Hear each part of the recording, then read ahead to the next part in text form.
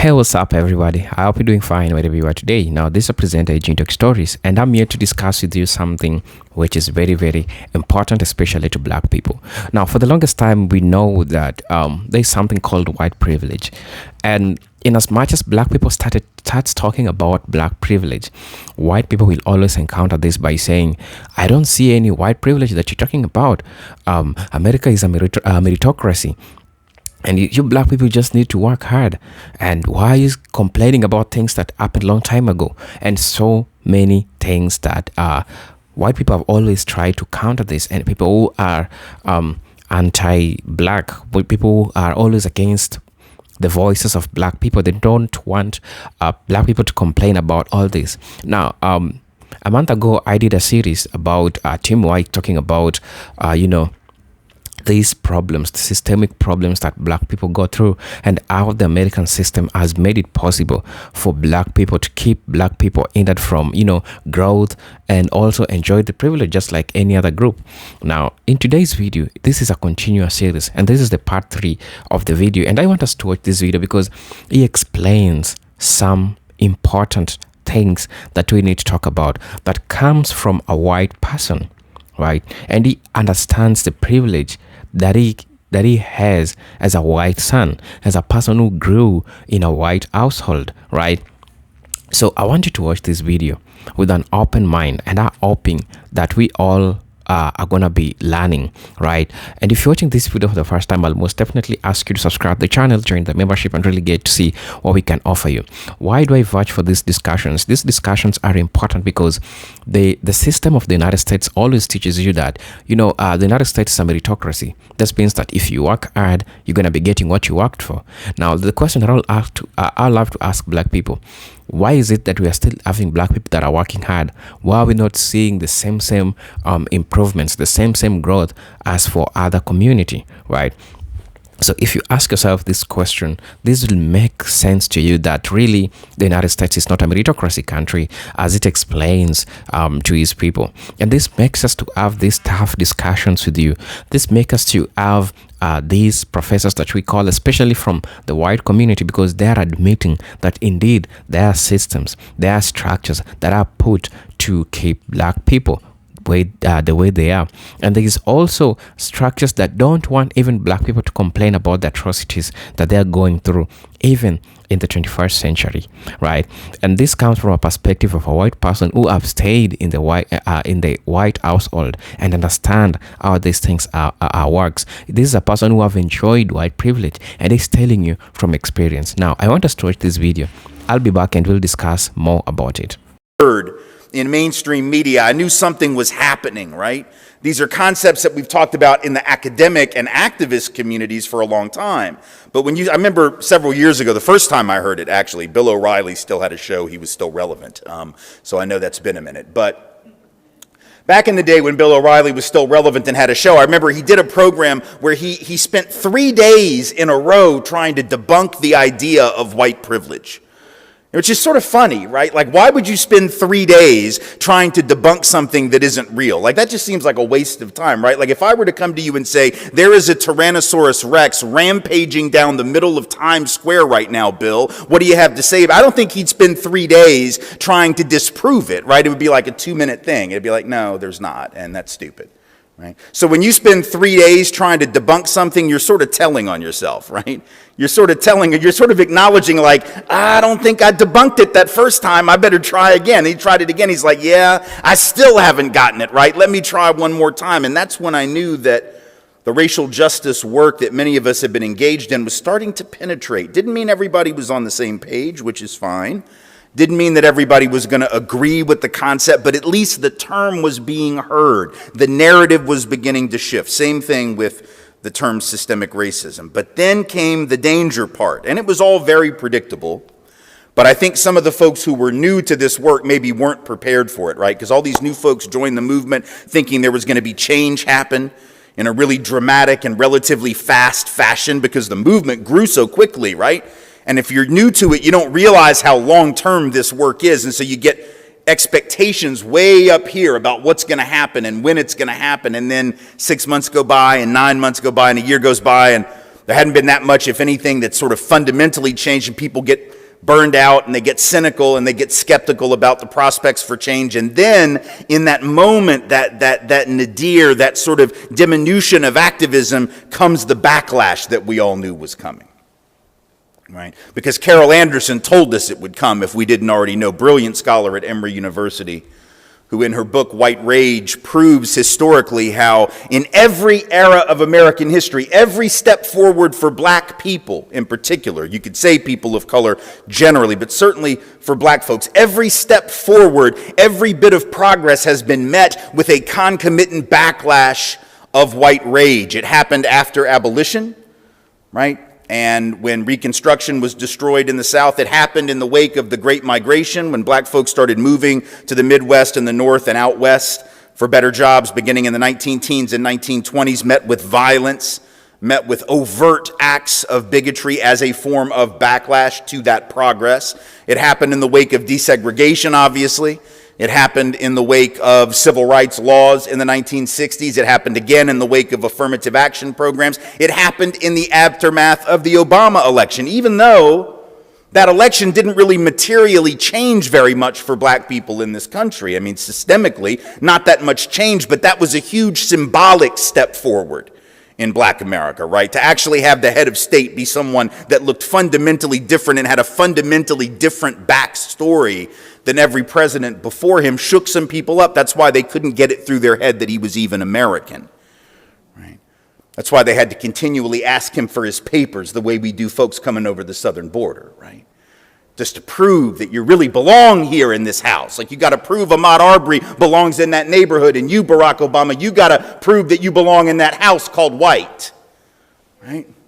And so that backlash came in the aftermath of the Obama election, and then again in the aftermath of the uprising, even though not that much has changed fundamentally in policing since that uprising, if anything, right? But the narrative progress is real, right? When those terms start to be used and understood, and when you've got millions of young people entering the movement. See, that scares certain folks, right, who would rather keep the lid on things and keep things sort of the way they are. When you start having young people, especially young white people, joining this movement in solidarity with black and brown peoples, that is quite dangerous. They expect black folks to complain about injustice because black folks been complaining about injustice for 400 years. They sort of know how to manage that, or they think they do. But when you have white folks actually joining that as well, as tens of millions of young white folks did in the aftermath of the murder of George Floyd, all of a sudden the backlash became especially necessary. Right? That's why all of a sudden they're attacking critical race theory, which, by the way, they could not define if I were to put a gun to their heads and ask them to define it and tell them that if they got it wrong, I would kill them. They would all, and I'm not a violent person, so I'm not actually fantasizing about this scenario. I'm just letting you know that they would all die. All the people that are attacking it who have absolutely no idea what it is and can't be bothered to actually look it up. I mean, these are people who managed to research every fake COVID cure known to man. They'll listen to their cousin Jimmy on Facebook. They'll get on Reddit and listen to Chia Mama 417 explain how, iodine will cure COVID and how you can just like colloidal silver will get rid of cancer. They can find all that, but they can't Google critical race theory, apparently. Right? So go figure, right? But that's another kind of backlash, another kind of rage. You attack these ideas. Why now? Critical race theory was created in the late 70s and early 1980s, and no one said anything about it, right? No one really cared outside of sort of picayune debates in law schools, which is where critical race theory is principally applied. So why would all of a sudden it become necessary to attack critical race theory? Because the timing coincides with this uprising, and the idea is to shut down any conversation about racial injustice in America.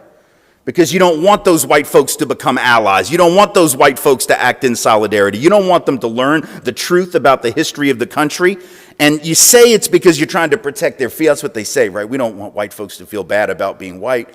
Nobody's trying to make anybody feel bad about being white, but if that is your concern, there's a really easy solution. Teach about some different white people, right? If you're feeling guilty about white folks, and maybe you just need to focus a little less on Andrew Jackson and a little bit more on people like Jeremiah Everts, who was a white man who's one of his principal opponents to indigenous removal. Because there were white folks who stood up against that mess. There were white folks who joined the abolitionist struggle, whose names we don't know: Lydia Marie Child, the Grimke sisters, John Fee, an abolitionist preacher who was defrocked from his church by the Presbyterian Synod because he refused to minister to slaveholders, founded Berea College in Kentucky. Right? Why don't we know these people's names? Why don't we teach these white anti-racist allies who acted in solidarity with black peoples? Right? Because if you're concerned that anti-racists like me are trying to make white people feel bad about being white, and I'm telling you, no, there are these other role models that we could have, why don't you want to teach about them? That would be the solution to white guilt, right? You don't have to feel guilt and shame when you know you got a choice to make. And here are these examples of people who made that choice: Joan Trump-Auer Mulholland in the civil rights struggle, Bob and Dottie Zellner, Connie Curry, Virginia Foster Durr. Like, I could go down this list, all these names of people who have fought. Some of them died for the cause of racial equity. There haven't been enough of us. I mean, there have been enough who've died, don't get me wrong, I didn't mean it that way. But there haven't been enough of us who joined in solidarity, but we've always been there. Why don't we learn about those folks in school, see? The people that attack critical race theory don't talk about doing that. They don't want that taught. They just don't want race talked about at all. They don't want us to deal with what's real. And that backlash now is dividing our country even more than it already was.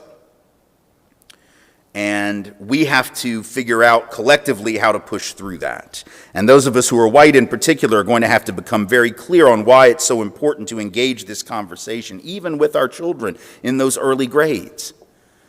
I have a 20 and an 18-year-old now, but we started talking about race with them, I did in particular, when they were very young, watching Disney films. You can talk about race and class and gender while kids are watching the media that kids consume, because there are subtle messages about all three of those things being delivered every single day in the movies and the television that they ingest, right? And the video games that they play, and the videos that they watch on YouTube, and the advertising, the marketing that's done to children. Done to their parents, but through their children, right?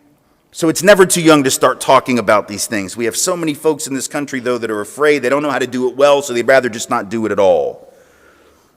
And for most white Americans, we simply don't want to acknowledge the reality that black and brown peoples have known for very long in this country, which is that systemic racism is fundamental and foundational to the country. And if you say that in a public school in the state of Tennessee this fall, right, you're going to risk getting fired, I guess.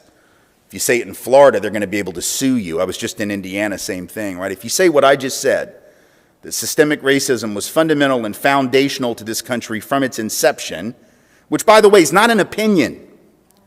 It's not an opinion. It's not a debatable, rebuttable presumption. It's a fact, and I'm going to prove it to you. It doesn't take a lot of time. If you need proof, I believe in evidence and proof, so I'll give it to you, but people are backlashing against the teaching of that, even if it were just a theory. Even if it were just a perspective, why shouldn't it be heard? I mean, is it just outrageous? Is it like up there with Men from Mars, creating Stonehenge or something? Like, is it just so outrageous that it shouldn't even be heard? Why would you want to shut down a theory? If a theory is bad, just debunk it. If a theory is so outrageous, just explain to me why it's wrong. But none of the folks attacking anti-racist education, what they call critical race theory, ever actually bothered to explain what's wrong with it. They just assume that their outrage is a rebuttal. Indignation is not an argument, right? So racism was foundational to this country. Don't take my word for it.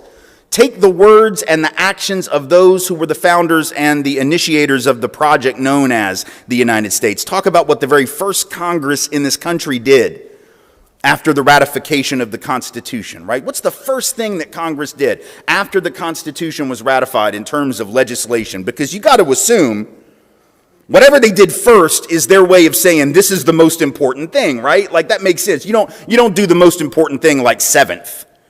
You do it first, right? So you might think to yourself, well, gosh, I don't know, Tim, maybe the first thing they did was make sure that they had a sufficient army in case the Brits decided to come back and have another run at it. No, that's not what they did. Or you might say, well, maybe they needed to figure out the tax structure so they could figure out how to finance the government. So maybe they did that first. No. They did that, but they didn't do that first. Right? The very first substantive piece of legislation that Congress passed after the Constitution was ratified was a thing called the Naturalization Act of 1790. It's not something we learn about in history class, very many of us in high school. I certainly didn't.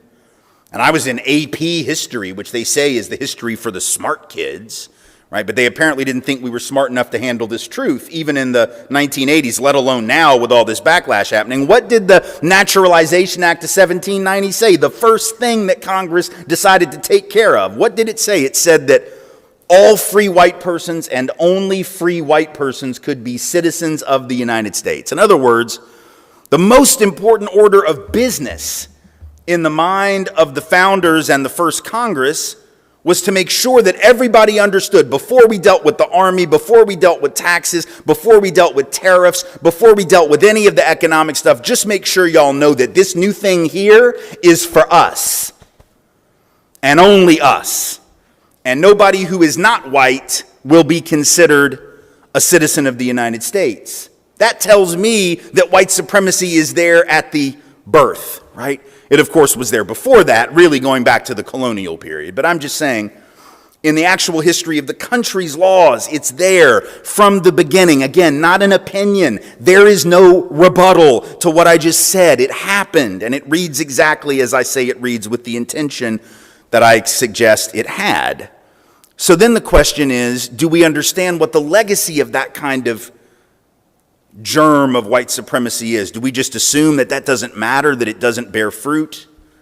Right? Do we assume that the policies that flowed from that assumption about who could be a citizen and who couldn't, that those policies would create damage perhaps in their own time but not in ours? As if somehow you just flick a switch, you pass a law, and all of the inertia of the past several generations goes away? I mean, inertia, we understand, right? We learn Newton's first law of motion when we're kids in maybe elementary or middle school. I don't know. Depends on where you went to school when you learned it. But certainly usually by middle school, we're learning this concept of inertia. So if I roll a ball down a hill, it's going to keep going till it runs into something, you pick it up, or it meets a certain degree of level ground where the friction ultimately slows it down and stops it, right? We understand that. But inertia isn't just a property of the physical universe. It's a property of the socioeconomic and the political and the cultural universe. That which happens in one generation affects the next and the next and the next, right on down the line. And that's not just about race, that's about everything, y'all. That's about our own family histories, right? You learn that when you go to therapy. I've been in therapy for 4 years. I highly recommend it if you haven't tried it. The thing you learn in therapy is you got to deal with your stuff, and you'll be dealing with your stuff forever. You don't ever stop dealing with it, right? You just try to learn how to manage it and how to figure out where the damage comes from and stop creating the damage in your own life. I mean, that's what you do as an individual. You got to grapple with the past, not just the pretty. Nobody goes to therapy to talk about the pretty, right? You go to therapy to talk about the not so pretty. And if you have to do that as an individual to be healthy, then I know that 330 million of us have to do it collectively to be healthy. That shouldn't be a radical concept, but people are so afraid of it. We'd rather remain in denial, both about our history and the impact that it continues to have on the present. The fact that right now the typical sort of median, midpoint white family or household in this country has about 12 times the net worth of the median African-American household, about 10 times that of the median Latino household, about 8 times that of the median indigenous household, depending on which data you're looking at. Right now, the typical white household headed by a high school dropout has more net worth on average than the typical black household headed by a college grad. Think about that. The typical white household headed by someone that didn't even finish high school is higher than the typical net worth of a black household headed by someone who graduated from college, suggesting that racial inequity is not a past problem, but an ongoing problem, and part of it rooted in that past. Because when you have certain groups of people allowed to accumulate wealth over the years and others not allowed to, and then pass that down to their descendants, you will see those wealth disparities. It's not because white folks worked harder. Black folks did some of the hardest work, and brown folks have done some of the hardest work ever done on this land.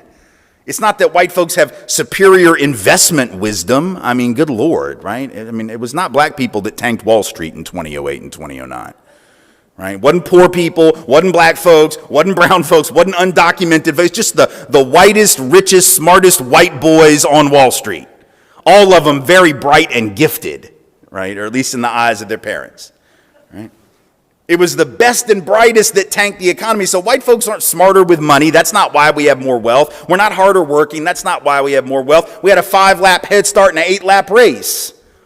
And look, here's the way that goes. If you have a 5-lap head start and an 8-lap race, you are supposed to hit the tape first. That is how that works, right? And in fact, if you have a 5-lap, hell, if you just have a 1-lap head start, you should hit the tape first unless you are a slower runner. But here's the problem, right? If you have that head start, the odds are you will cross that tape first, and then we'll pat you on the back for being fast, not acknowledging the social context within which the head start was obtained, right? That's not to say that every white person has the same head start, right? Because whiteness is mediated by other things. It's mediated by socioeconomic status.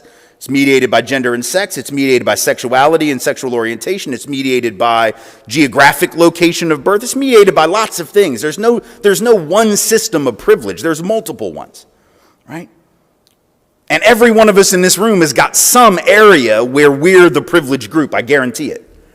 So it may not be race, it may not be sex or gender, but it might be being physically able-bodied in a world where disabled folks face real obstacles. That's a privilege, isn't it, to not have to think about that? Right? It might simply be being straight, being cisgendered, having a college degree. Right? I'm 5'8" in a tall man's world. I mean, I'd like to be 6'2", but I'm just not, right? And so people who are 6'2", they have the privilege in that tall man's world in particular of not really knowing what it is to be anything but that. But again, not all these are the same. I'm not saying they're all equal in terms of their social impact. I'm just saying there's multiple ones, right? There's dozens of categories where certain people are the dominant group and other people are subordinate or often marginalized groups. And all we're really saying when we talk about something like white privilege is for us to analogize that and to recognize that when you have any kind of privilege, you have the luxury, don't you, of being oblivious to other people's reality. So that able-bodied person gets to be oblivious to what disabled folks face. It doesn't make that able-bodied person a bigot. It doesn't make that able-bodied person ableist in the oppressive sense of that word, right? It doesn't mean that person is hard-hearted and prejudiced toward people with disabilities. It just means that they have the luxury of not knowing some stuff. And if you're oblivious to things, the odds are you won't know anything about them. Even if you're a really good person who cares deeply, you just have the luxury of not knowing. Everybody's oblivious to something. I'm oblivious to calculus, y'all, because I never took it. And the reason I didn't take it is, thankfully, the Metro Nashville public school system did not require it of me. And if Nashville public schools were not going to make me take calculus, I was not going to volunteer for the abuse. That was for damn sure, right? Just wasn't for me, so I avoided it. Now, if I were to stand up on this stage and try to do calculus for y'all, if you've taken it, you would know in like 5 seconds that I do not know what I am talking about. You'd be like, did he take the class? No, fool, didn't you just listen? I didn't take the class. That's the point. So I shouldn't be trying to talk about it like I know what I'm talking about. But in this country, we do have, don't we, a lot of white folks who think that we know if racism is real better than black and brown folks know if it's real, and we never took the class, metaphorically speaking, you know what I mean, right? They wrote the book. We didn't even take the class, and we trust our own judgment more than them. We have a lot of men running around saying, well, I don't think rape culture is a thing. Oh, okay. I don't think sexism and patriarchy and misogyny are real. But, I've been a man for a long time. I've been a guy for, and white for 53 years. So generally when a guy tells me there's no sexism, I check with women. That's just me, right? I just want a verification. I just need to check with women. And oddly, they virtually never agree. Is that because those men are horrible, awful, mean, nasty people? I mean, some of them are, but most of them are perfectly lovely human beings. But they have the luxury of not knowing what women experience. Straight and cisgendered folks, same thing, right? Able-bodied people, same thing. People who are Christian in a mostly Christian hegemonic society, same thing. We all got some area where we get to be oblivious. But here's the problem. When you're oblivious to other people's reality and you still insist that you know it better than they do, that creates greater conflict. And instead of sitting back and listening and believing when people tell you what their experiences are, you'll argue the point. So when people say there's systemic racism, you'll say there isn't. Even though you haven't done the research, you haven't done the homework, you don't even really know what's being said by it. Sometimes I've heard people say, well, when you say there's systemic racism, Tim, you're just saying all white people are bigots. No, the word system says that that's not what I was talking about, right? I'm not talking about you. Why are you taking it personally? If I said systemic racism, that's not about you at all. You're an individual. We're not talking about individual bigotry. I'm not really interested in how many white people are or are not individually racist. That's fascinating sociological data to compile for certain types of work. It's not what systemic racism is about. Systemic racism is about the way that racial injustice is embedded in the institutional structures of the society, and especially when people are not trying to be bigoted. That's the dirty little secret. Because at least the overt stuff we can see, right? The overt stuff is as horrifying as it is. It's the easiest thing in the world to fight when it comes to racism because everybody can see it. So you see those boys in Charlottesville in 2017, and it's like, oh, Nazis. Okay, well, most of us see that and see Nazis. Apparently some see that and see a handful of good people mixed in with the Nazis, which is weird because if you were a good person at a rally full of Nazis, you would leave, but only after hitting the Nazis. That's what a good person would do. You know, it's what my grandparents' generation had a way of dealing with Nazis. Somehow we seem to have forgotten what that is. I don't know why, but when we see that kind of overt racism, we know it, we can condemn it, and most of us do.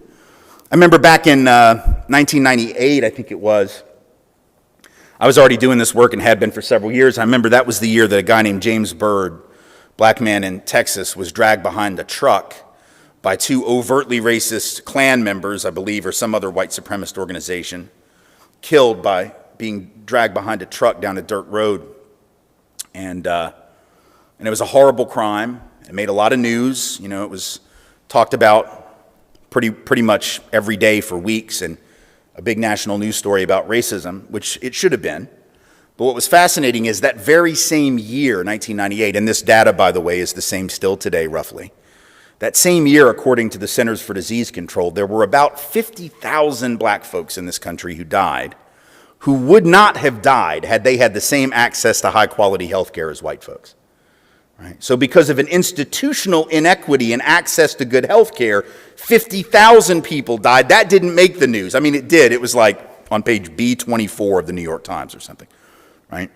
Small little story that very few people would have seen. Wasn't on television. They didn't talk about it because it's hard to talk about 50,000, isn't it? Hell, it's hard to talk about nearly 1 million dead from COVID, right? Unless you know someone, then you can talk about them. It's always easier to talk about the one person than it is these larger numbers because they sort of overwhelm us. But the problem is also that it's easier to talk about racism when it's somebody being dragged behind a truck by identifiable, hateful people than it is an institutional inequity where there's not a single bigot in the room necessarily, right? Because then you can't identify a bigot, then it's harder to look at because it's harder to distance yourself from it. You can distance yourself from those guys that dragged James Byrd behind the truck. You can distance yourself from those boys in Charlottesville. You can distance yourself from David Duke, and you can say, I'm not like those people. But you're part of a system and a structure that denies equal access to good, high-quality health care, which means we're all implicated in that, and we'd rather not think about it. We just want to divide the world into good people and bad people, but here's the truth. Good people get caught up in bad systems all the time. Policing is actually a really good example of that. There are people who go into law enforcement for all the right reasons. I've known some, right? The problem is if you go into a system that is structured on the basis of domination and control, and specifically domination and control of certain communities, don't be surprised when the system changes the good person more quickly than the good person changes the system. Because when the good person tries to challenge that system, what happens to them? They're the ones who get run out of that institution. Look up Joe Crystal and Michael Wood Jr. These are two white former officers in the Baltimore Police Department, both of whom got into policing for exactly the right reasons. One of them, I can't remember which, I think it was Michael Wood. His parents had both been members of the NYPD, and they both Wood and Crystal, at roughly overlapping times while they were in the Baltimore PD, saw the corruption, saw the brutality, saw police officers planting drugs and weapons on suspects, saw the racism, and they decided to call it out because that's not what policing meant to them. And as soon as they called it out, they were the ones who were having dead rats left on their dashboards in their cars or on their desks in the station. They were the ones who, when they would get called out to make a run for a crime that was being committed, and they were the ones who were supposed to respond, they wouldn't send backup for these two guys. right? Just as a way to intimidate them and say, this is what happens when you rat out your fellow officers, right? These were good men trying to do the right thing. You might have seen the video, what was it, like 3 weeks ago? It was going around, viral video. I don't remember what community it was in, but there was a police officer who came upon another officer brutalizing, in the process of brutalizing a man of color, and it was a woman officer came upon a male officer, both of them white, saw the officer brutalizing this guy, tried to get in between and de-escalate the situation. She's trying to do the right thing.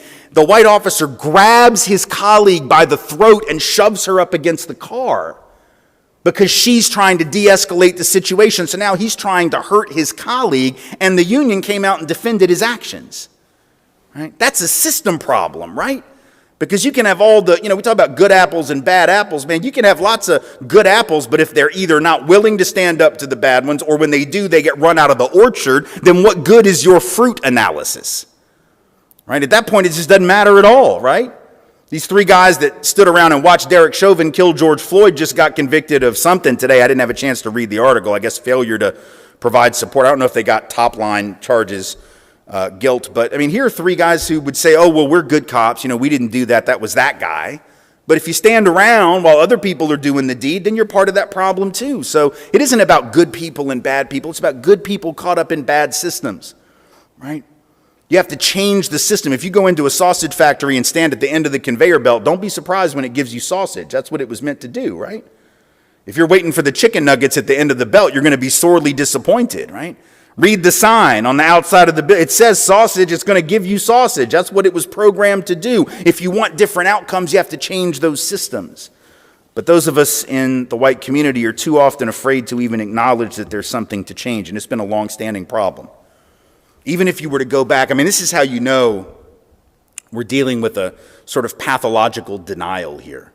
And I'm not saying that white people are incapable of knowing the truth. I mean, like I said, there have always been some who did know. I named some of them, those abolitionists and civil rights folks, and those white folks who are joining the struggle right now clearly have a different viewpoint. But white America writ large has been consistently and persistently in denial.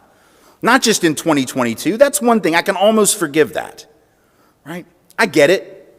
You look around in 2022, especially if you're a young person and you see all that old footage from Birmingham in '63, which I realize, first of all, black and white film footage to young people might as well be Moses with stone tablets. I mean, it is incredibly antiquated and hard to imagine that that even is real, right? I don't think they make black and white televisions anymore, right? I mean, this just seems so old school, and so for young people, I'm sure it seems like a million years ago. And so when you look at that, and you think about segregation, and you think about the period of mass lynchings in the early part of the 20th century, and you think about the death of Reconstruction in the 1870s, and you think about enslavement, obviously, before all of that, I guess it's easy to say, well, come on, I mean, compared to that, look how much progress has been made. And that would be disrespectful to the memories of the martyrs of the movement to deny that there has been some progress. I'm not going to deny that. That would disrespect their memories, and it would disrespect their struggle. Of course there has been. But the problem is that in every generation, white folks have said that we've made all the progress we need to make. That has been our line consistently. That's not just in 2022. That's not just in 1992 or 1982. That was the same in 1962. Keep in mind, 1962, the civil rights laws hadn't even been passed yet. Civil Rights Act of 64, Voting Rights 65, Fair Housing Act 1968. 1962, the civil rights movement is in full swing. And that year, the Gallup organization asked white Americans, hey, do you think black children have the same chance to get a good education as white children? Now, this is 1962, y'all. This is 8 years after Brown v. Board, but long before any school system had really implemented the strictures of that decision to create equity with all deliberate speed was the term, right? To desegregate the schools and create more equitable school. They didn't do it equitably, speedy, or anything else, right? 1962, it's an easy question that white America was asked by Gallup. Do you think black children have the same chance to get a good education as white children? The only logical, rational answer is no, and yet 85 out of 100 white people answered yes. Even in 62. In 1963, Gallup came back again, and they asked a different question. They said, do you think that black people are treated, they might have used the term Negro at the time, but they basically said, do you think black folks are treated equally in your community in housing, in employment, and education? So it's a bit broader scope, all three of those areas, and specifically, do you think that they're treated equally in them? And again, it's 1963. The answer is no. The laws haven't been passed. The Civil Rights Act is in full swing. That's the year of the March on Washington. You don't get 225,000 people on the mall in Washington if everything's cool, if everything's fine, if everything's fair, if everything's equitable, right? Obviously something was wrong, but when Gallup asked white Americans that question, 2 out of 3 white folks, even in 63, said yes, everything is fine. Also in those years, from 1961 all the way through 65, the clear majority, upwards of 75% of white Americans, when asked, do you think that it is proper for black people to continue protesting for their rights and liberties, upwards of 75% consistently said no, that enough had been done, and it was time for black people to, quote, take advantage of the opportunities they've been given. This is before the laws have even had a chance to either be passed or implemented or have any real effect. And most white folks were already ready to throw in the towel. My guess is if we had had modern polling in the 1920s, the same thing would have been viewed. Well, you know, it was really bad back during the slavery days, but at least we're past that. But then the irony is you can go back to the days of enslavement if we'd had modern polling. You know what would have happened? You know, we didn't have modern polling, but we did have little southern town newspapers where the editorials would always say things like, if these Yankees would just leave us alone and get out of our business, everything would be fine because we get along with everybody down here. Right? One of the most prominent physicians of the 1850s was a guy named Samuel Cartwright. He was a doctor whose theories were taught in medical schools around the country. Very prominent physician, also a defender of slavery. And he came up with the idea of a mental illness that he ascribed to black people who actually ran away from the plantation, because he believed you must be mentally ill to run away from the plantation. Couldn't just be because you want to get the hell out of enslavement. You must be mentally ill. You must have a problem. He came up with this term, a medical term, drapetomania is what he called it. Right? So even in the 1850s, at the height of the most vicious of these forms of racial oppression, you had prominent white people that were like, what? Nothing to see here, y'all.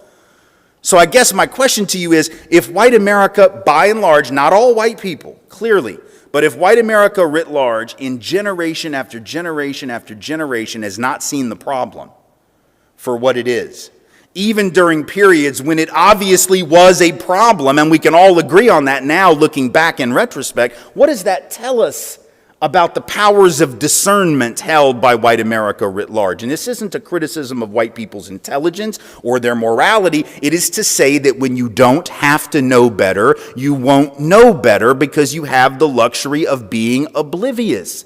That isn't a criticism of white people. What it is a criticism of how white supremacy affects the thinking of white folks and makes it hard for us to see what's right in front of us until 50 years later. And then we look back and go, oh my gosh, it was really bad back then, wasn't it? My goodness, that's terrible. My God, look at that, right? But grandma didn't think it was such a big deal. Mom and dad didn't think it was such a big deal, which is probably why they don't want folks seeing those books in 3rd grade and 4th grade and 5th grade. They don't want folks learning about Ruby Bridges trying to go into that school in New Orleans because grandma might have been the one throwing tomatoes at her head.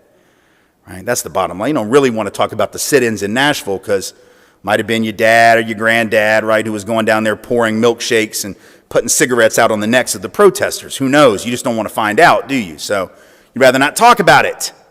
But we have to talk about it, and here's why we have to talk about it. This is a piece that often gets left out.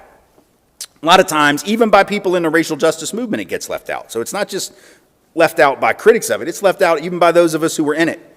And we have to make sure not to do this, right? We have to make it very clear that racial justice work, it's not charity work, right? This is not something white people ought to do for black people or for folks of color more broadly, right? This is not charity work. This is self-help work. What I mean by that is this system of racial inequity is also unhealthy for us. This is not just a black issue, a brown issue, it's a white issue. Just like I would argue that sexism and patriarchy and misogyny are bad for men because they teach us a particular way of being a man, which is, if you haven't noticed, incredibly dysfunctional way of being in the world. Not just for women, but even for ourselves and for the boys that we raise, for those who have sons, right? But racism, too, is incredibly dangerous for us to indulge as white people. We need to be concerned about racial inequity for our own sake as well. What do I mean by that? Let me give you a few examples. So, last couple of days I was in Indiana, and I was speaking in northern Indiana, sort of up near Gary and Hammond, which is not too far from Chicago. an area that in the 60s and the 70s was a huge industrial hub, all kinds of mills and plants operating there. And then in the late 70s and throughout the 80s really got hollowed out by deindustrialization. A lot of the plants closed, companies moved overseas to take advantage of cheaper wages, a lack of labor unions, lack of environmental regulation, et cetera. Same story we hear today continues, right? That started in places like Gary and also places like, Pittsburgh and all throughout what they call the Rust Belt, right? All these sort of large industrial towns in the East and upper Midwest. Starts in the late 70s and early 80s, goes all throughout that decade into the 90s. And for most of that time, what was interesting was the dialogue, the narrative that you heard from a lot of white Americans when people in those communities were hit hard by that job loss. Those are heavily black communities, by the way, right? Disproportionately, places like Gary, disproportionately black. So when those communities were hollowed out by the loss of manufacturing jobs, the people that were hardest hit were black folks, and that's why their unemployment rates were consistently 2 to 3 to 3.5 times higher all throughout that period, right? And a lot of times when white folks would hear about that, there wasn't a lot of sympathy that would attach. People would say things like, well, you just need to move where the jobs are, right? Pull yourself up by your bootstraps and go find a job. If there's no jobs where you live, you should go where there are jobs. And now here we are, 40 years later, and that hollowing out of the industrial base and the manufacturing sector has continued. And now you got a lot of white towns and small towns in Pennsylvania and central PA and in Ohio and all around the country that are closing down. And what do we have those same kinds of communities saying? When are you going to bring the jobs back, politicians? I want you to bring those jobs back to my small dying town. Well, wait a minute. Why don't you just get up and move? Oh, you didn't mean that for you. You meant that for them because you were judging them for not having a job, but now that you lost your job, you got a pink slip at the age of 52, and you don't know what you're going to do with yourself now because nobody's hiring, and you're staring down the barrel of retirement. But isn't it ironic? Because if you'd cared about deindustrialization when those were the victims, if you hadn't had the luxury, one might say the privilege of ignoring their pain, maybe you'd have done something to ensure that there were job opportunities for those folks, that there were ways to retrain and rehire them for other kinds of jobs. But because we didn't care about that, because it wasn't hurting us, 40 years later it comes back and it bites us on the behind too. See, that's what happens. When you indulge injustice on that side of town, just wait, right? Just wait. It's coming to get you. Think about the opioid crisis.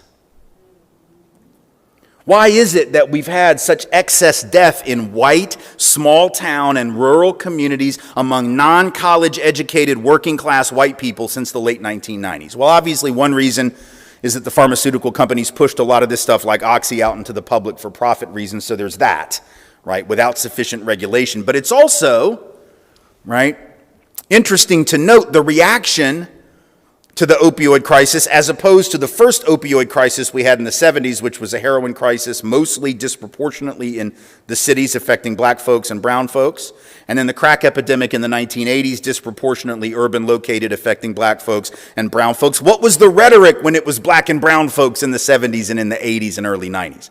The rhetoric was, we don't need treatment, we don't need rehab, these people are moral reprobates and criminals, and we need to put them in jail. Put them in prison cells, put all the money in locking folks away, 3 strikes are out, et cetera, et cetera, et cetera. There was no sympathy, there was no empathy, there was no compassion or concern. We treated drug use and drug addiction as a criminal matter, not a public health matter. Then we're surprised that 30 and 40 years later, there's no rehab for little Jimmy John down at the trailer park. There's a reason little Jimmy John can't get rehab because you didn't put the money into rehab. You have a prison cell waiting for him if you'd like that. That's our only housing program for folks that have an addiction problem, right? So again, the irony is we in the white community had the privilege of ignoring that problem when it was just hitting those folks, and now it's hitting us, right? Once again, you see that privilege tastes really good until it doesn't. It works for you really well until it doesn't. This is an important piece because sometimes people that talk about white privilege make it sound like it's just all good.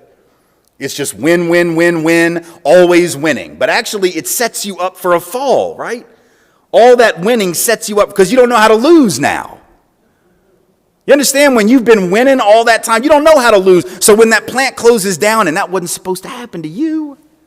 I had a guy write to me several years ago that he'd been unemployed for like 24 weeks, and I guess he was at like a public library reading one of my pieces about white privilege, and he emailed me. He was real angry. He's like, what white privilege? I've been out of work for 24 weeks. What do you have to say to me? And first I just said, man, I'm terribly sorry, because that is awful, and I can't imagine how hard that must be, because you got to show compassion. It wouldn't have made any sense for me to say, well, you think you have it bad, why don't you talk to some black people? Like, that wouldn't have been very nice, right? This guy was clearly hurting. And I said, man, if I knew of any job opportunities that I could throw your way, or anybody, in your field, I'd do it, but I just don't. I said, but if you're willing to engage, I'll give you this piece of analysis, or I don't know, a way to help you think about it. And he said, sure, well, I got nothing else to do today. So I said, well, his name was Jeremy. I said, Jeremy, it's interesting to me that in the email that you sent to me, one of the things you said was, I did everything right. I played by the rules. I worked hard. I kept my nose clean. I worked 50 and 60-hour weeks. I worked on weekends. I didn't take vacations. I barely saw my kids for days at a time. I did everything right. And I said, when you say it like that, right? And then he said, this wasn't supposed to happen to me. That was the infamous line. You didn't say this wasn't supposed to happen, like nobody should be unemployed for 24 weeks, which I think is true. Like, we ought to have enough job opportunities for people to not be unemployed that long. But he didn't say that, right? What he said was it wasn't supposed to happen to him, because he had made all the right moral choices. The implication being all those other poor suckers who were in my position, they didn't play by the rules. So it's okay if it happens to them, but just not me. You see, in other words, Jeremy had been winning so long, he didn't know how to lose. That privilege set him up for a fall. And the minute that things went south in his world, he didn't have the skin that was thick enough to be resilient. Jeremy should have been listening to black people for a few years, and he would have known the system was a scam. If Jeremy had been listening, he would have known the boss didn't love him either, right? He would have known that plant doesn't love you, that plant loves money. So if that plant wants to close down and move, it's going to close down and move. It doesn't care about your pension. It doesn't care about your children. It doesn't care about your neighborhood. It doesn't care about your marriage. It doesn't care about any of that. It cares about money. And black folks knew it because they'd been living that. Right? But sometimes white folks have had the luxury of thinking that the system is exactly as it's been described, and then we're not prepared for the reality. That's what privilege can do to you. Sets you up for a fall. COVID is an excellent example of this. Why do you think the United States has been the epicenter of failure on the planet when it comes to this thing? We got the money. We got this vaccine turned out. I mean, like we did some stuff, right? Pretty impressive. And we're still the epicenter of failure with like 900,000 or whatever the number is now that have died. Why is it still happening? We could make it just about politics, and that's the easy way out. But let me say it's deeper than that. Go back to when this thing first became really a national story in March of 2020, when the lockdowns began and we all sort of started paying attention to it. Right? What was really interesting is by the time that happened, we all started masking, we all started distancing, people were taking it pretty seriously. Even the president, who didn't want to mask himself, was telling other people grudgingly to do it. Of course, he thought we'd be back to normal by Easter, so that was incredibly naive. But at least he was saying the right thing, like take this seriously. Tucker Carlson, conservative talk show host, was on TV every night saying, this is real, y'all. This is not the flu. This is not just a cold. You need to take it seriously. There were other talk show hosts that were a lot less concerned than he was, but he was very adamant that it was real. That was in March. April 7th, something interesting happened. The New York Times front page story and the Washington Post front page story that day were about the data on who was doing the disproportionate dying from COVID. And specifically that black folks were, right? That the mortality rates for black folks were like 2.5 times the mortality rates for white folks. That comes out on April 7th of 2020. Now, we all sort of knew that intuitively, but we didn't have it really confirmed until then. And all of a sudden, what happens? Within 2 weeks of that news, you have all these protests at state capitals, white folks showing up with camouflage and semi-automatic weapons, because semi-automatic weapons are known ways to kill, viruses. Right? Showing up with heavy weaponry and camouflage, demanding the right to get back to normal. I want to go back to work. I want to go back to the hair salon. I want to go back to Buffalo Wild Wings. I want to go back to my life the way it was. And by God, this shutdown is wrong. 2 weeks earlier, they weren't saying that. All of a sudden, they're starting to think this isn't going to get them, see? Because the data and the news are telling them it's mostly those people over there. So even if they're not overtly racist or bigoted people, they had the luxury of letting their guard down. The day that New York Times article comes out, that night on Tucker Carlson's show, that night, he goes on and basically says, You know, the most important thing that and he does it just like this because he always furrows his brow exactly like this, like there's some dead animal in front of him that he can't quite figure out what it is. He says, you know, the most important thing is obviously that we need to figure out how to get our people back to work.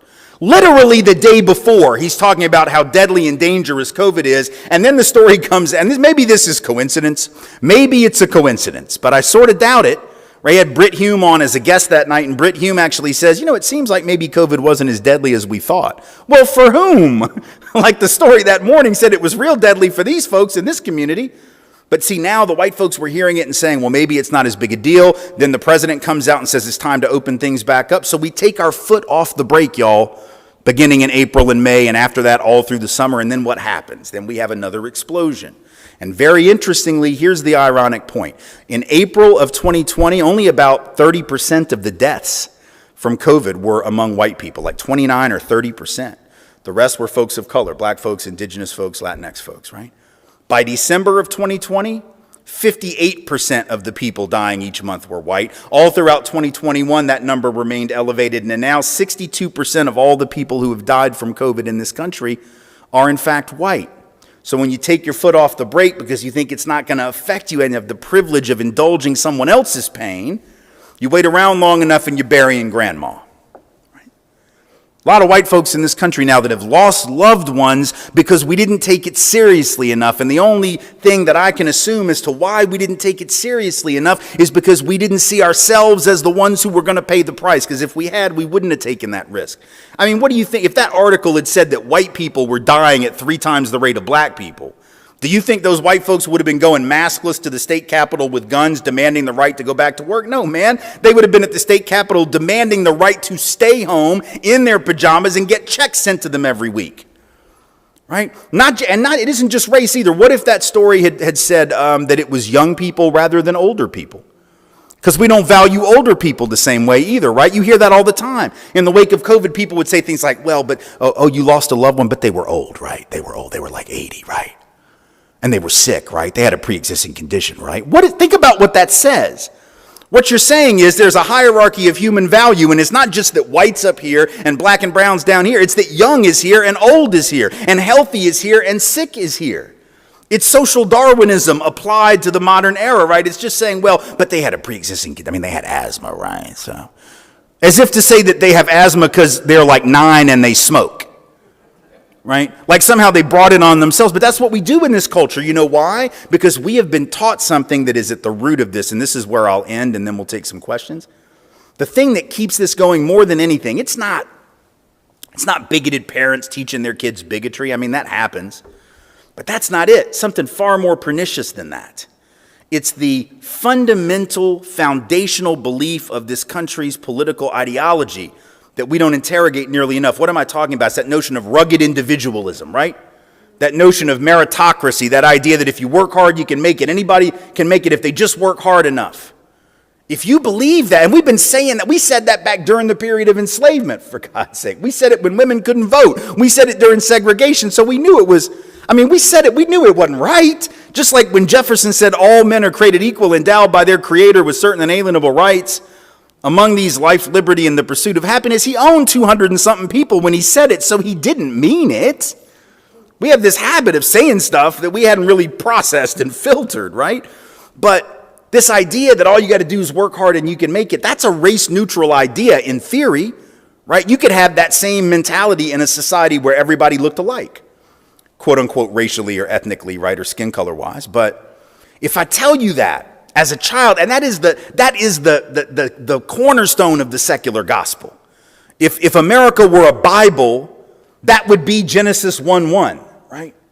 Anybody can make it if they just work hard. If I tell you that and you come to believe it and then you look around and what do you see? You see white people up here disproportionately, not exclusively, but disproportionately. And you see black and brown folks down here disproportionately, not exclusively, but disproportionately. What do you conclude rationally? How do you process that? Your default position, given the ideology of rugged individualism, tells you that these white people must be in some way superior, or else they wouldn't be there. And these black and brown folks must not want it as badly. They must not try as hard. They must have something wrong with their culture or their family or their genes, right? Racism becomes almost rational if you're not questioning that ideology. By the way, it's not just racism, it does sexism too. If you see men disproportionately up here and women disproportionately down here, you start thinking, well, I guess those women just don't want those careers. They just don't want to work as hard. They're not as smart, whatever, right? Same thing with the class system. Oh, the rich are just that brilliant. Listen, y'all, the top 1% of people in this country in the mid-'70s owned 22% of the financial wealth. Now, even that was pretty good, right? For 1% to own 22% of the paper, so to speak, the financial wealth is pretty impressive. But now it's 48%. Do we actually think that the wealthiest 1% of Americans, like, more than doubled their brain power in the last generation and a half? Like, how did they do that? Like, do they have more than 24 hours in a day that the rest of us have? Like, Jeff Bezos has some type of wormhole that he goes into when he flies up into the air in his, the thing he flies into the air in, and he just hides in the wormhole and gets work done when the clock is stopped for the rest of us? No, right? It has nothing to do with work effort. It has to do with the way the economic system benefits some disproportionately to others. But if you've been taught that where you end up is all about your own effort, and you're never really interrogating that, then it becomes really easy to go, oh, inequality, what are you going to do, right? I mean, there's nothing you can do about it. And that's the worst thing of all. That's worse. I'd rather have a bigot to deal with than that, right? Because at least the bigot, I know exactly where they're coming from, right? But the one that sort of goes, right? What do you do with that one? That indifference, right? That lack of concern, that assumption of normalcy when we look at inequality, that's the death knell of justice. That ensures that we'll never become the country that we've promised that we intend to become. So we have to fight that, and that's a hard battle, right? That's like going to church on Sunday, 3 rows deep in the pews, and right after the minister finishes preaching, you like raise your hand and you hop up on the chair. You're like, that was nice, but there's no God, right? So why are we here? I mean, this is sort of silly, right? Like, nobody responds well to, they don't invite you back to the church when you do that. They don't invite you back to the back room with the cookies and the punch. They just tell you to go, just leave, right? And so when you stand up and question the fundamental core assumptions of the country, don't expect to be patted on the back for it. In fact, they'll tell you that that's un-American. That's subversive. That's what the critics of critical race theory and systemic racism and now say is teaching kids to hate their country. No, we're trying to teach young people to love their country enough to make it what it says it is. Trying to actually subvert those who have subverted justice for far too long, right? Yes, it's revolutionary. Yes, it is subversive. It is trying to overthrow injustice and allow America to become what it said it was so many years ago, but has never actually been. There's nothing that is more patriotic and loving of country than that. There is nothing that is more admirable than that. That is the work that we have to continue, and that those of us who are white in particular have to join, following those leaders of color who have done this work the hard way for 400 years. Too often, without us, we have to join that smaller tradition but meaningful tradition of solidarity and allyship, and I appreciate so much the opportunity to add that voice to your month of incredible events. Thank you all so much for being here. I appreciate you, and I'll take some questions if you have a few of them for me. Thank you. Thank you. If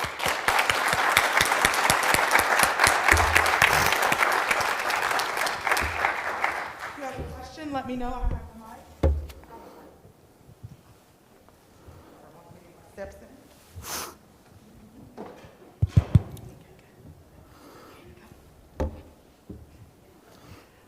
I'm going to ask you more of an academic question. Sure. Are you familiar with the concept of discursive hegemony by Ernesto Laclau and Chantal Mouffe? You're going to have to describe, I mean, I am, but you're going to need to describe it for me to make sure that I get it right. It's the idea that a definition by definition is excluding. Yeah. So when TJ said all men are created equal, Yeah. there's always been an antagonism against that definition, and those antagonisms have shown up in the civil rights movement, in abolitionism, and all of that fun stuff. We're having dual antagonisms right now, it seems, to that idea of equality, because, as you said, there's that backlash, the idea that we've done enough. At the same time, for those of us who are on this side, we recognize that equality has not been reached on many fronts, not just in race, but in sex and in gender identity, in non-gender identity. And so I guess my question to you is, how would you rhetorically or discursively package that? Because That's, I think, Yeah. I think that's, fundamentally, we hear the words, and that's where people freeze up. Yeah, I mean, there are reasons for that. I think that first, I would say that I'm a bit skeptical about the power of discourse alone to change people's thinking. It's important. Narrative is important. Storytelling is incredibly important.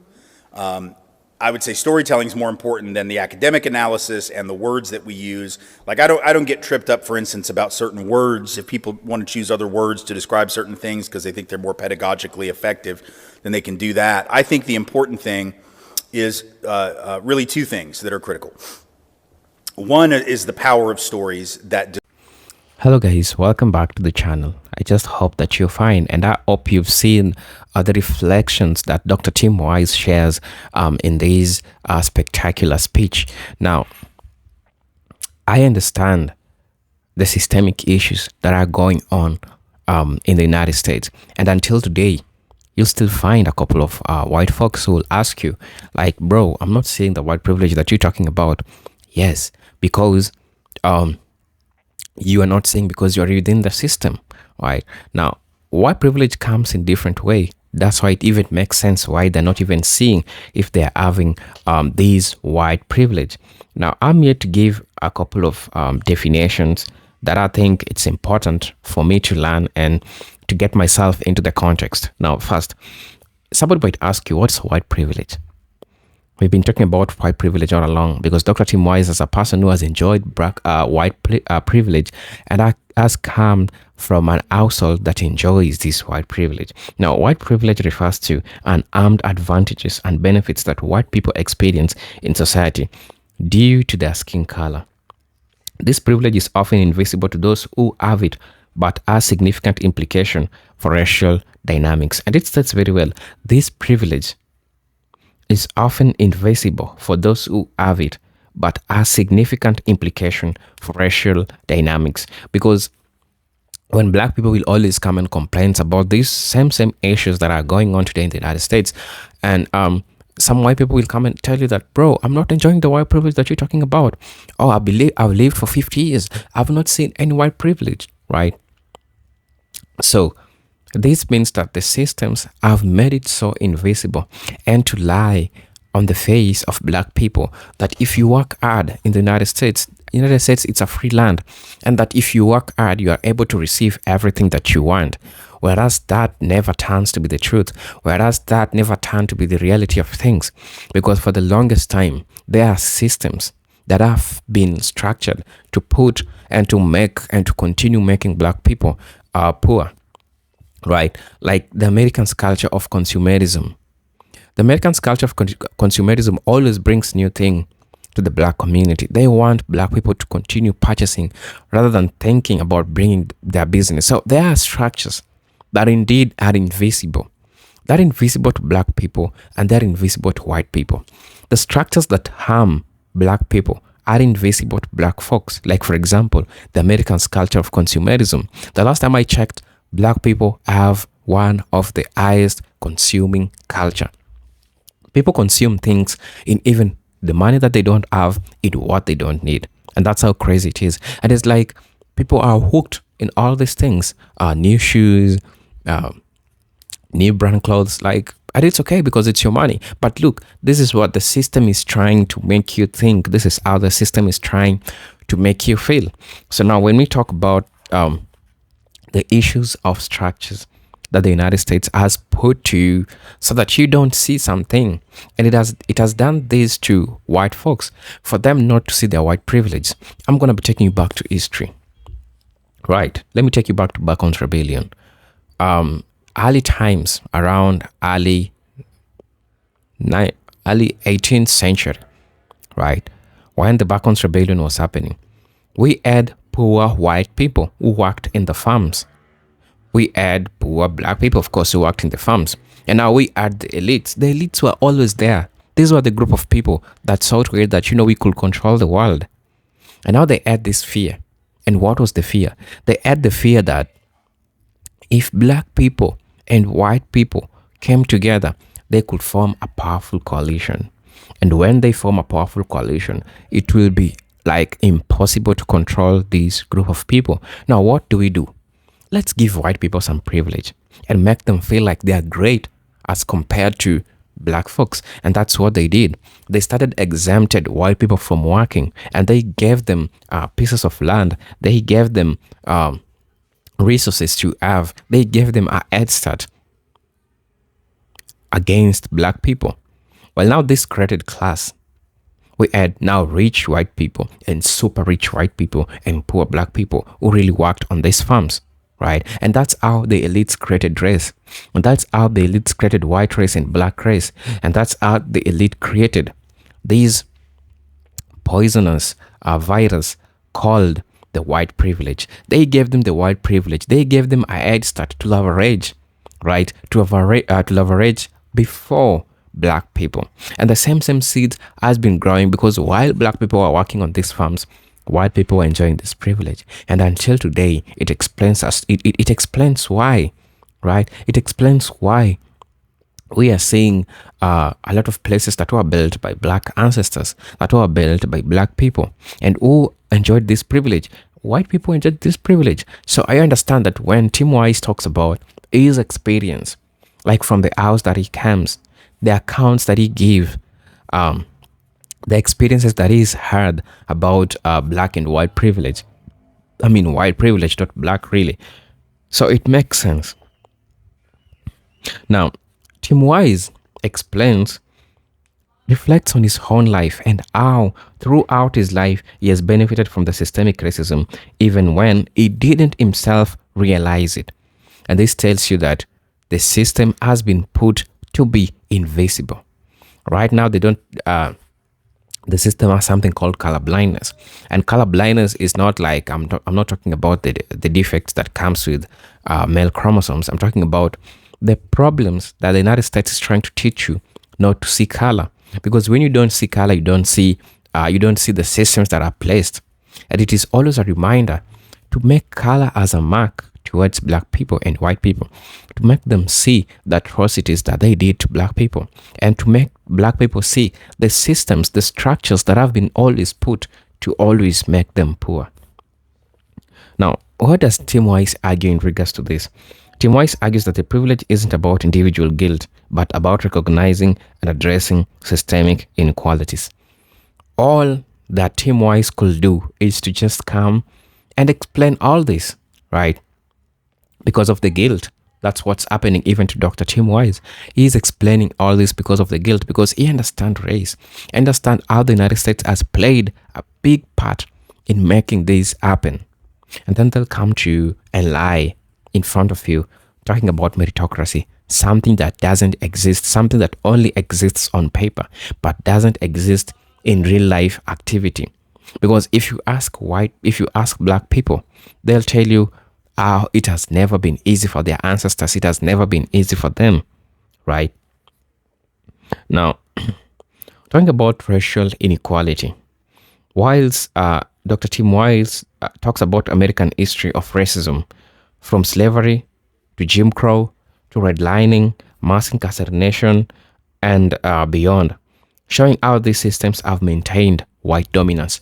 All those descriptions that I've given are ways that white people, especially the white elites, decided to come up to make sure that they maintained the white dominance. They maintained the white dominance by giving white people a leverage ahead of black people, right?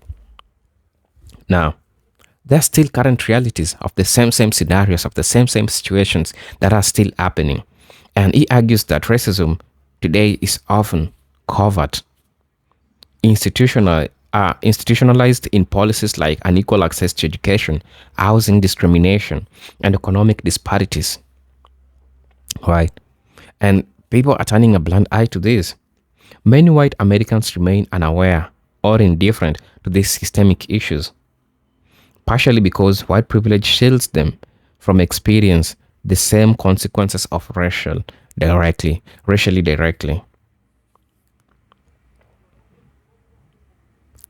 The myth of meritocracy. This is what the United States it means. Now, what does meritocracy mean? I'm just going to be explaining for this for those people who might not have known. American often promotes the idea that success is based solely on hard work and merit. Wise dismantles this myth by demonstrating how racial privilege gives white people a head start in life, and that's what I've been trying to discuss with you. They and it's not even about like during the Jim Crow times. I'm talking about during the Backlash Rebellion, when still we had no distinction between black and white, when people were just people, right? And they made this by giving white folks a head start, and this head start helped them to leverage to make way more wealth as compared to black people, right? Now, access to better schools, safer neighborhoods, and generational wealth are often disproportionately available to white people because they have it all. And then after they have it all, that's now when they can start considering black people. What is the implication of the myth of meritocracy? Because it has the implication. What its implication? Now, by ignoring systemic racism, societies reinforces the idea that racial disparities results from personal failings rather than structural oppression.